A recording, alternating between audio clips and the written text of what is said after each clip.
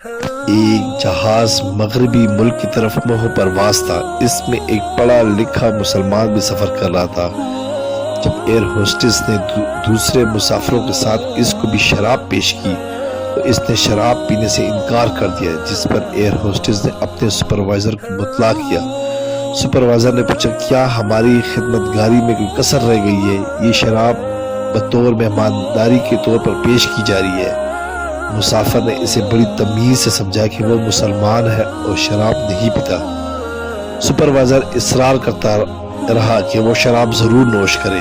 اس کے مسلسل اصرار پر مسافر نے کہا، ایسے کرو کہ یہ جام پہلے پائلٹ کو پلا دو۔ سپروائزر کہنے لگا، ایسا کیسے ہو سکتا ہے کہ وہ شراب پی کر جہاز اڑائے؟ وہ ڈیوٹی پر ہے، اور اگر وہ ڈیوٹی کے دوران شراب پیے گا تو اس بات کا 100% امکان ہے کہ جہاز حادثے کا شکار ہو کر تباہ ہو جائے گا۔